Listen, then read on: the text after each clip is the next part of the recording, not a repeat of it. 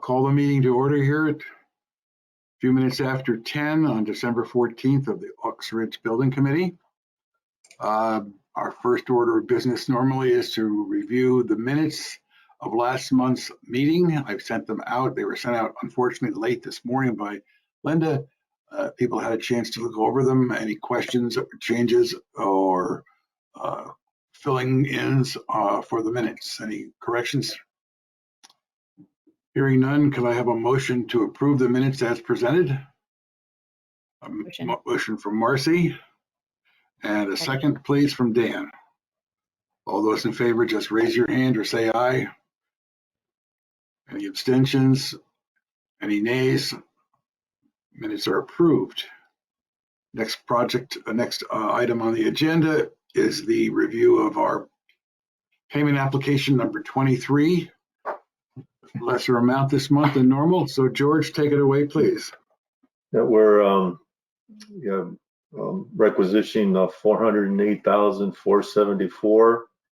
That's made up of Capasso concrete. They're actually finished with the foundation, walls and footings, and then we started placed about maybe 9,000 square foot of slabs. So right now, working on slabs for them.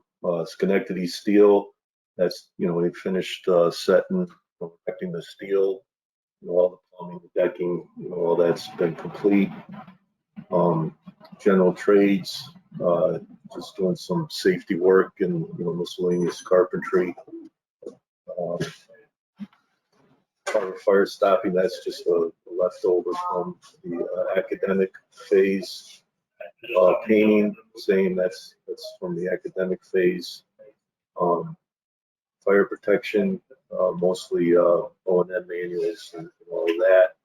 And then the plumbing and the HVAC, we started the underground work for plumbing and some of the HVAC. HVAC is mostly materials deliveries that are on site. And Sean's lawn, that's continuing bringing in fill for the site, and then also prepping, excavating for the underground plumbing, and then prepping, backfilling the interior of the building and prepping for slabs. So total of 381, 114. We also have some stored off-site material for the kitchen equipment. So now they have all the equipment, kitchen equipment stored off-site. That's the 18,928 for a total of, net retainage of 408,474. Right. I know, George, that we mentioned at the OAC meeting that all of the brick for the building exterior is on site already. Correct. Yeah. Okay. So we're in good shape there. Okay. Yeah. Good. Last week, I think the beginning, like Monday, they delivered all the brick. And then we've also started setting up the scaffold and stuff to start prepping and start working on the exterior. Okay, good. Are there any questions concerning this payment application or the work was done in November? Hearing none, I don't know, if somebody has a background noise, if you could cut that back down, it'd be helpful.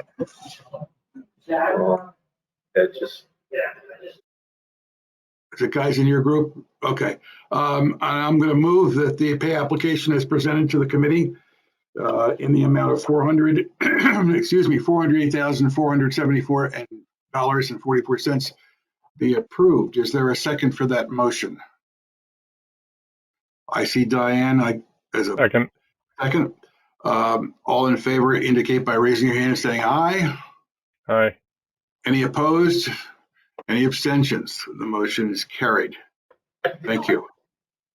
Okay, George, progress report for November and bringing us up to where we are now.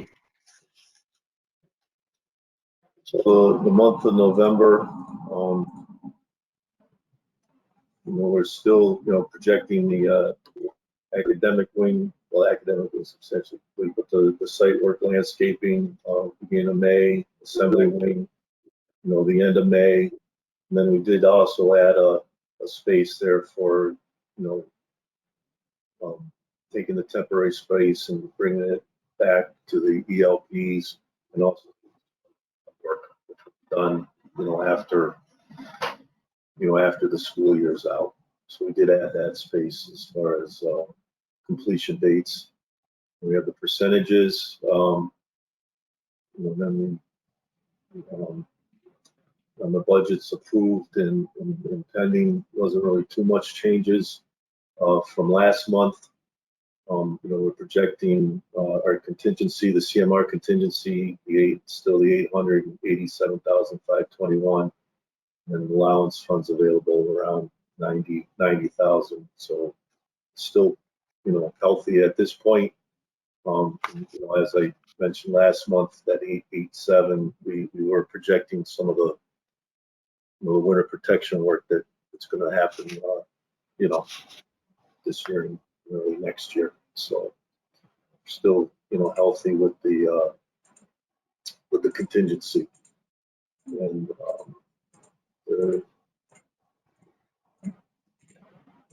And then as far as this month with the ASIs, we did get a PCO for the whiteboards to be added in the kindergarten rooms. And actually, I did receive some numbers on that the other day, so I'll process that and send those through. And then we also got a PCO, a proposal request for relocating the flagpole.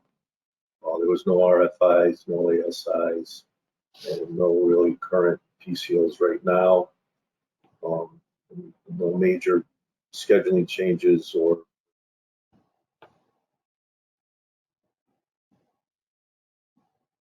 any of the material was bought in the last phase and being stored, so there's no major procurement issues. And like I said, before you leave that page, George, I'd just like to make sure the moving of the flagpole will occur when the parking lot's being finished. Is that correct? Yeah, we might have it earlier because it's not really, it's kind of off to the side. So, it might even get done earlier than that. It's not really, the parking lot work is not going to be impacted by the flagpole or vice versa. Okay. All right. So probably, with the winter, if the weather continues, it'll probably have to be, maybe in the spring if we're going to do something. Okay. That'll be all, dependent on the weather. Yep. All right. The site work, so we completed excavating footings, completed backfill of footing foundations, and they're continuing backfilling, the underground for plumbing and electrical. Actually, tomorrow we got our last inspection for the sewer, for the underground sewer, and then after that we'll then we'll be finishing backfilling the building foundation and then start prepping for slabs. So by Friday we should be finished with the underground plumbing work, and then we can start prepping for slabs. And we did also finish the deeper part of the electrical.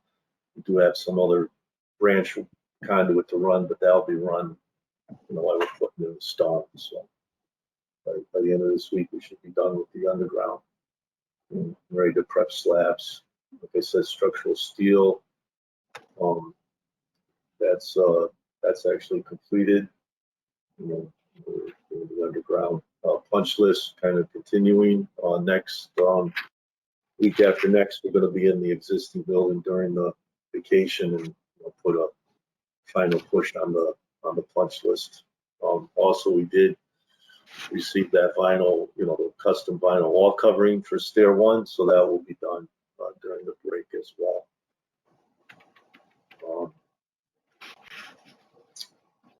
Talk about the site work and the plumbing underground, commissioning We have 10 items closed, 42 items open.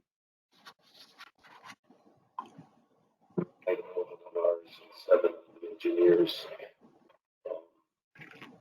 So the commissioning that was completed 2 weeks ago. So it's the commissioning for the academic has been completed. There's a few items that just need to be addressed during the course of the commissioning.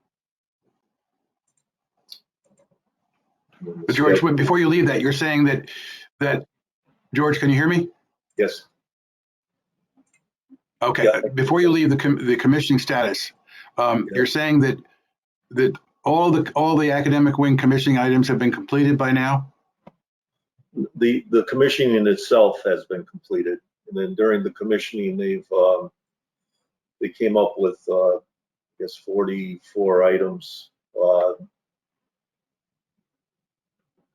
Some had to do with changing filters, those type of things during commissioning, where the commissioning agent had some items that needed correcting or to be addressed.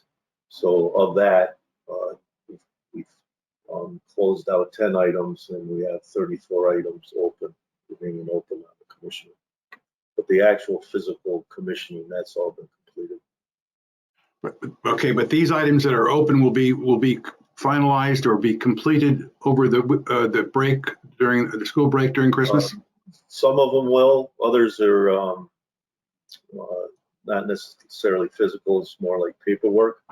But mostly the punch list is what I was referring to over the break.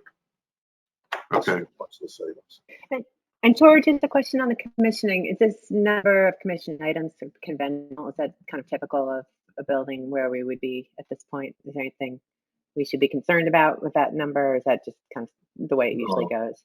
Like I said, yeah, that's the way it usually goes. And most the items that were like that dealt with the operation, like for instance, one of the water heaters, it was kicking out, like it was shutting off, and it wasn't resetting, and that wasn't a commissioning item. So Ferguson came out and corrected that issue. It ended up being a condensate pipe was piped incorrectly. Once that was fixed, then the water heater was able to get reset and running. So those items have been addressed and corrected. There was a couple items that maybe a set point or something that needed to be adjusted, on the controls, which, we did right there at the commissioning. And then a lot of this, like the open items might deal with the warranty paperwork and those kind of things. But anything operational has been corrected, and everything's functioning the way it should be. So this isn't typical of having this number right now open. Okay. And then between you, George, and Amy, and I don't know, maybe Ferguson, we're tracking and managing all of this for the eventual application for our rebate. I think this is part of the paperwork we need to kind of. I'm sure everybody's kind of tracking this, but we have an eye toward sharing all this back with the state with this is actually with Eversource. Yeah. Mm-hmm. Yes, and this is through actually this is through a portal with SES. They're the ones kind of so this will be an SES final report. Okay, great. Yep.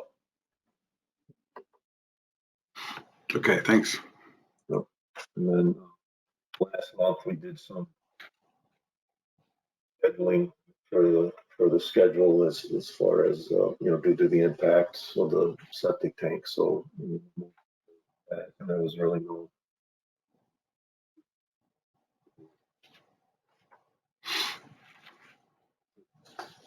pictures. These are actually dated like November 17th. So you can see where the steel has started erecting, and we've since completed that. Same thing. Gym area or the gymnasium. So it's since been completed with the metal decking and all the trusses have been in place.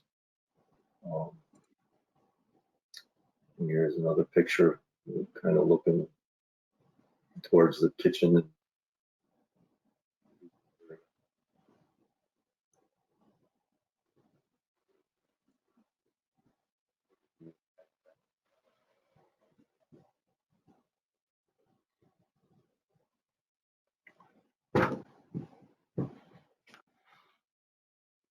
I think I want to add in here that from our discussion at the OAC meeting, it became clear, and I want to make sure the committee understands this, that the real heavy work, which included all of the, the utilities, the heating systems, the electrical systems, the fire suppression, all of that was put into the academic wing.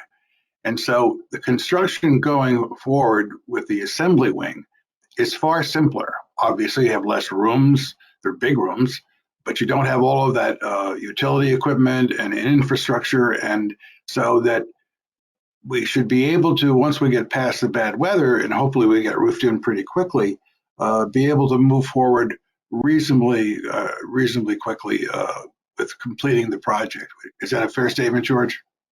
Yes, yep, that is. We are starting. We're going to be starting roofing next week. We've been doing the exterior studs. I would say they're will be complete like early next week, Monday, Tuesday. And then, as I mentioned, the mason's starting to scaffold the building, so we can start tenting it in. And we're supposed to get some heaters coming on site Friday, and then probably by middle end of next week, we might be able to start. We should be able, start pumping the heat into the interior space, which will free us up, for fireproofing and all that. Right. I mean, all the boilers, all the heavy mechanical stuff, that's all complete. So now it's just a matter of just taking the pipes and, extending it through the other areas. Okay, great. And that's it. If there are any other questions. Hearing none, let's go on to our next item on the agenda, which is setting our schedule for next year. I proposed a schedule which went through December. I hope we're not going to be meeting in December or November, but I just did it for the sake of having a full year in case. The consensus was to move back to Thursday from Wednesday to one for two reasons. One, to avoid being in conflict with the OPC meeting, which occurs on Wednesday mornings at 9, which went on, right? Maybe it's still going on for all I know, which usually then pulls away Duke and other people. Number two, it gives us one more day in the week to get prepared to have the payment application prepared and ready, reviewed and all of that. So what we're proposing to go back to the Thursday hour of 10 o'clock. And 10 o'clock again is a time when we know that Dr. Forshaw will be available, and we view his participation as invaluable to our process here. So are there any comments or suggestions with regard to the proposed schedule for 2023? Hearing none, I will move that we adopt this meeting schedule. Do I have a second to adopt it? Sean seconds. Sean seconds. Thank you, Sean. All in favor of approving this as our schedule for 2023 meetings, raise your hand, say aye. Aye. Any opposed? Any abstentions? The motion is carried. That will be our meeting schedule. We'll file it with the town. Thank you. Kip, just one comment on that schedule, which I appreciate the timing and all of that.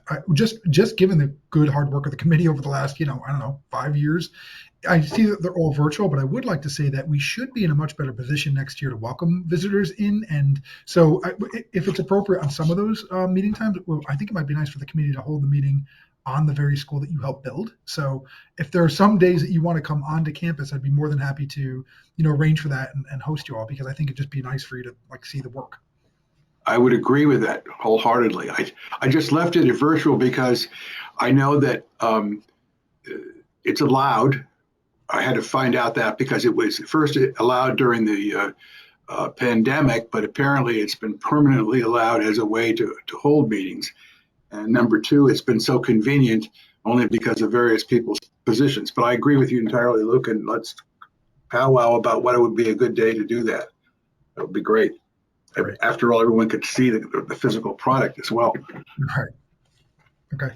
Our next item of business is to discuss the revisions due to the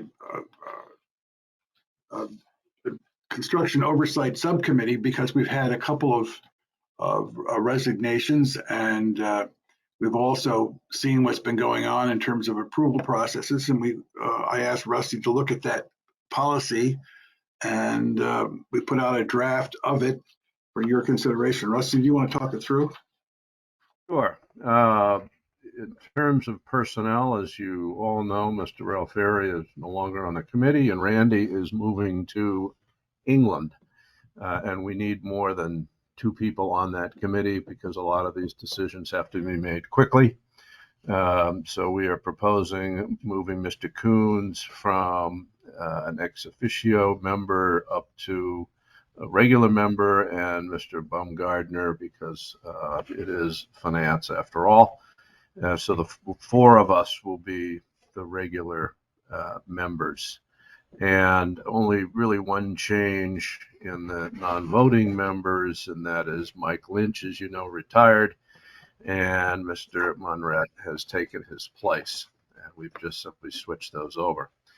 The only other notable change is we have added another category of decisions, and this is the small category, number 1 on the draft that we sent you.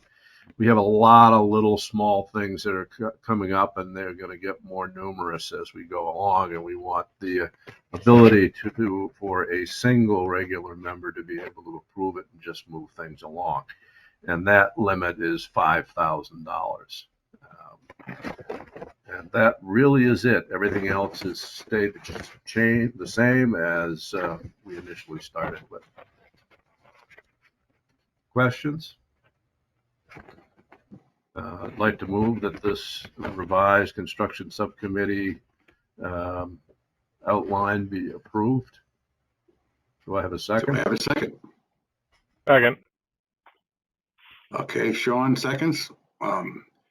Any questions or any discussion, more discussion concerning the change to the subcommittee's role and membership? Congratulations, Dan. Yeah. Thank you, I guess are the words. Yeah, or maybe, right.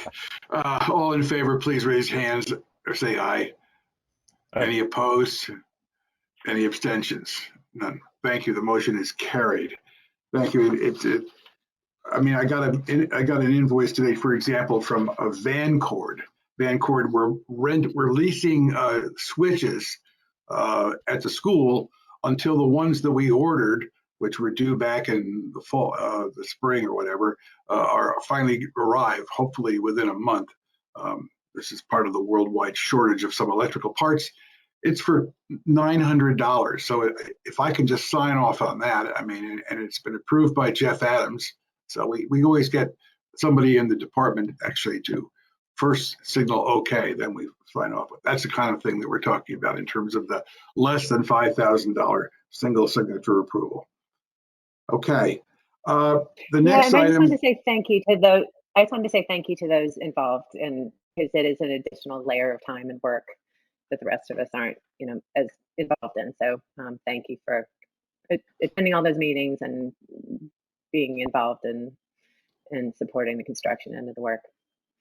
Well, Diane, it's interesting. We've turned it back to the district when it came to technology.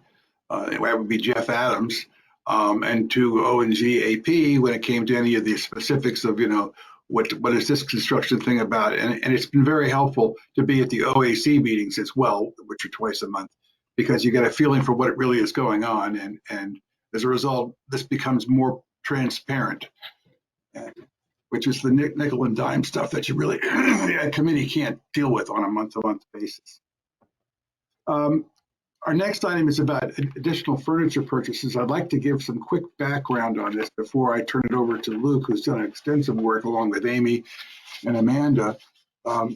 We originally, back in, it must have been in the late 19, I guess it was in the 20s, December of 20, we had a soft cost estimate for furniture, which was based on 538 students at $1,500 per student, sort of a rough way of making an estimate. And that came up to about $792,000. Well, then we had more students because we were building more classrooms. We're at 578 students, so the number went up to 867. And finally, it got up to 760 students. We were at 1,000,001. Well, the actual number of the budget really wasn't established until a room by room basis of furniture request was laid out. And that number, it turns out, and that was done basically in March of 2022, as I recall. And that number came out to be $1,161,339, quite a bit more than our early on estimate. However, that number, or that list, was still missing some items that Luke and his teachers had specified originally in the contract. And therefore, for the past several months, Amanda and Luke and Amy have been working on developing what are the extra amounts and what are needed, what's not needed.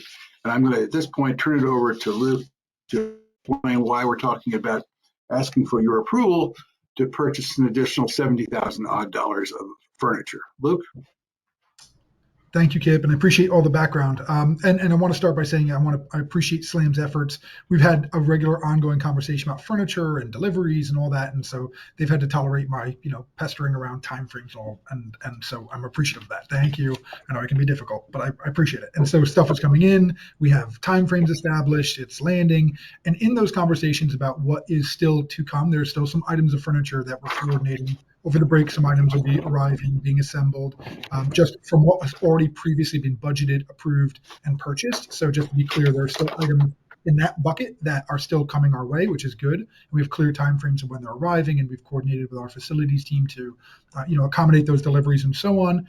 In those conversations, as Kip mentioned, there were some gaps between what were a series of really good room data meetings. These were, for those who have been on the committee a while back, these were meetings that were held between the interior design team, the furniture team, and our school-based team. So really extensive, good conversations between teachers or nurses, players in the building. We had committee members join those meetings. And between the room data meetings and some of the initial renders and initial lists of items that were planned to arrive in the school and to what actually landed in the school, there were some gaps. And so we've just spent the time making sure that any of those gaps, we've been really clear about where they are, what the still needed items, the still requested and needed items are, and being judicious about, where do those land relative to the total picture of furniture. So we feel very confident that the list that we're presenting today now would be the total request, the all-in request for everything furniture related for the school. So with your consideration and approval today, that would allow SLAM and the purchasing team to move forward, commission to get those items purchased, and then we'll continue to coordinate with them about their when they come to the school. If you're wondering about why some of those gaps existed, we had good conversations about in the translation of actually laying out the room, the interior design team, and thinking about some of those furniture requests, there were some, question marks about, well, where would that extra filing cabinet go? Or where would that, third desk that you're requesting land? And so now that we've lived in the space a little bit, we've had those follow-up conversations. I see. You would arrange the room in such a way that you could accommodate that furniture. So we've been thoughtful about that as well to make sure that the requests that we're making are what teachers need, what kids need, and that they can actually fit in the beautiful spaces we have. So that's just the summary. And Amy, I don't know if you have more you want to share.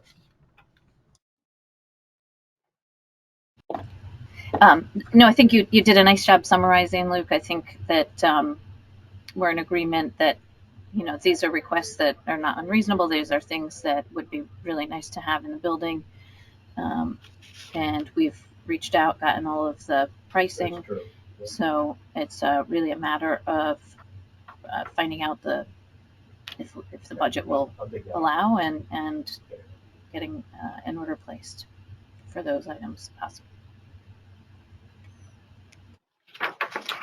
Are there any questions that people have concerning this particular proposal to make the additional furniture purchases? Again, the amount which is in the document that was sent to you is 70,000. Oh my gosh, my eyes are terrible. 988, 988 and 74 cents. Sorry. Thanks. There being no other questions. Hang on. I have a quick question. Are any of the Sure. items that are in this, furniture list, do they belong in operations or do they really belong in the capital dollar bucket? Because Kip, as you said, this number's been growing throughout the course of the project, understandably. But as we get into more detail, are some of these, really belong in operations and the operating budget versus the capital install? It's a good question, which if Duke were here, maybe he'd like to answer on behalf of the district. The point that we were trying to make originally was, if this was all originally specified furniture, and it was, and how was that original specification done? And we went back and found out that the original specification, according to Dr. Forshaw, was that they went by room and established a list of what furniture was needed for each room, and they came back, and that list came up to that $1,161,000. Is this for additional furniture that should be on the operating budget? It would appear that this is part of the original list that was just missed, items that were missed, or what's the right word I want to use here, Luke? You've been through it too many times. Yeah, no, I think you've got it, Kip. There were gaps between what we believed were all in on the total cost for the furniture and what actually landed. So these were all intended to be items that were through that initial purchase. And there were, as I recall, I mean, for example, small bore things like, we didn't know that we were going to have an extra, I don't know whether it was administrator for the ELP program at the school. So suddenly we had to buy a desk and an office for that person, or outfit an office for that person, which was material which would seem to be part of the program. You might say, well, wait a minute, that's an adjustment that happened after the fact. Well, no, it really happened as they were reviewing what they were going to have in the school. So I don't know, Sean, it's a good question, and it's sort of on the edge, right? But I would say that I asked the question because we're trying to maintain a capital budget number in total. And, right. we all know how this goes at the end. Everybody's, let's stuff it in. And the answer to the question is, well, no, you stuff it into your operating budget if that's where it really belongs. I would say that there can be no more furniture purchased under the capital budget if we approve this one, or even if we don't approve this one. That's it. It's done. Okay. That would be my approach, at least. Anybody else have any thoughts? I think Luke added at the end of his discussion on this that this was it. We'll take his word for that.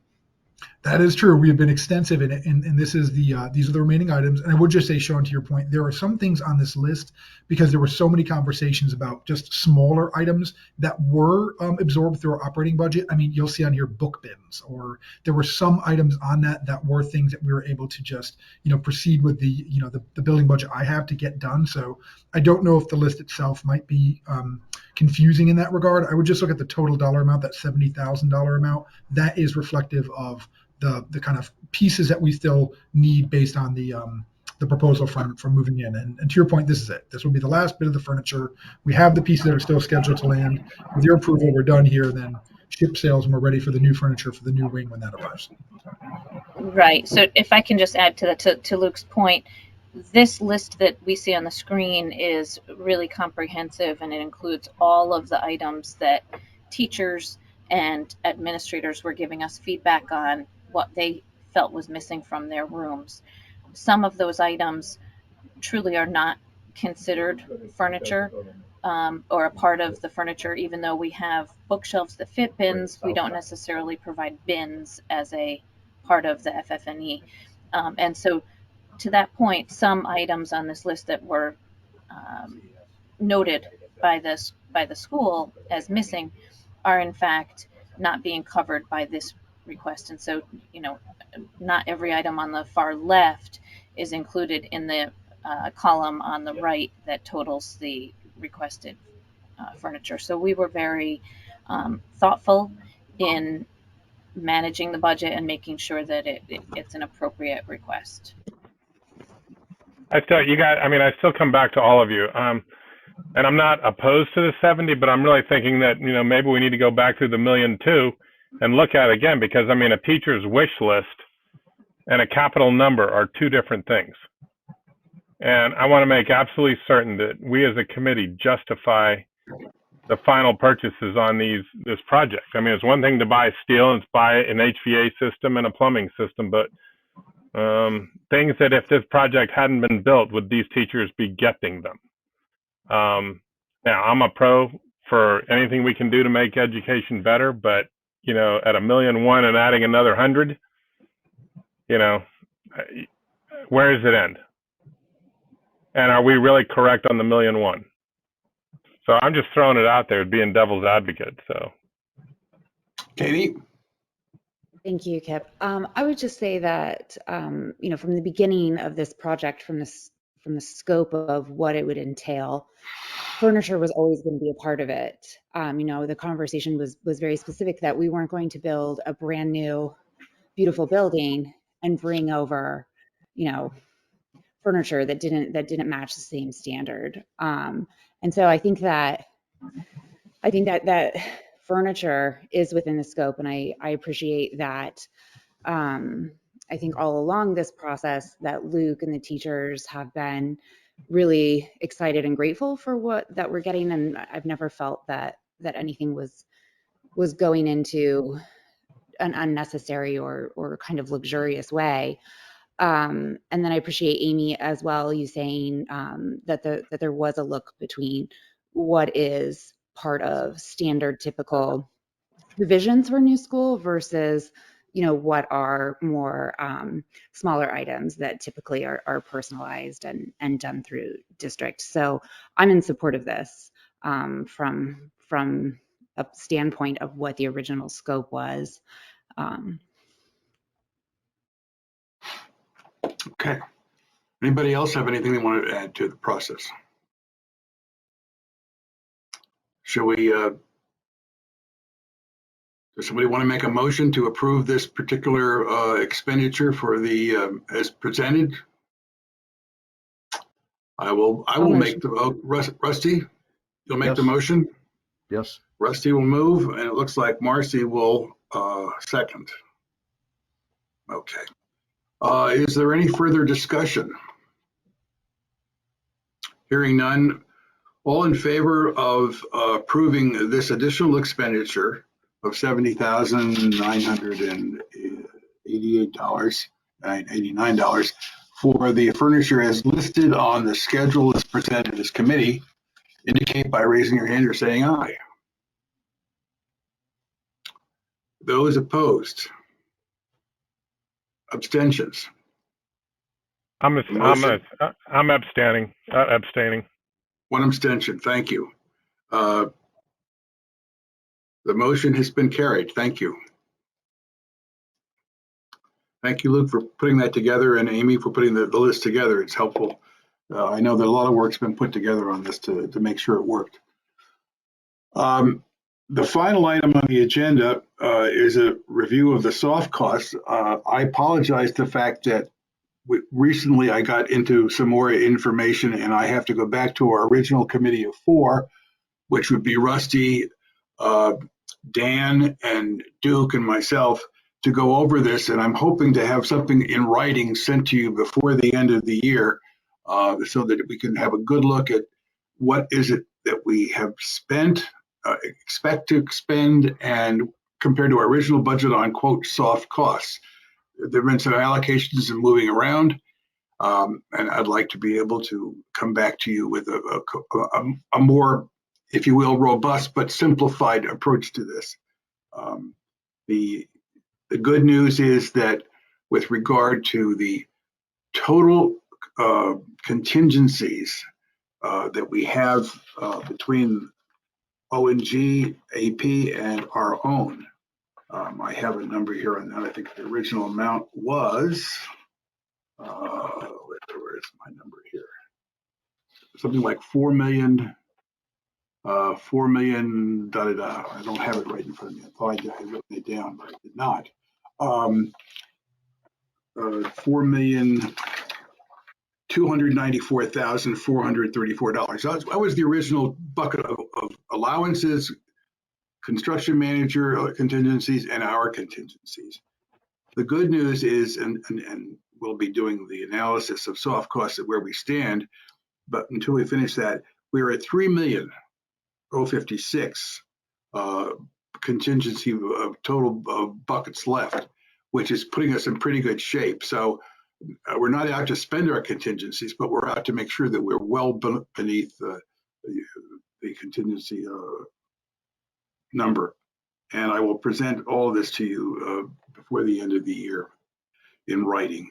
So we're in good shape, but I'd like to be where Sean is and say, here's exactly where we are, rather than just in good shape. Okay. And we'll probably expect some stuff to pop out at the end. The good news is, like, if you remember from last month, we received a credit of $130-some thousand due to reducing the amount of oversight for the MEP contractor. And so we have give and takes all the way along down this line. There's no public comment that I'm aware of. Is there anything else that people want to bring up in front of the committee today? One quick thing, George. Can you put together an OAC schedule for 2023? Will you? George, you're mute. Can't hear a word you're saying. You're mute, George. You're mute. Your microphone is muted.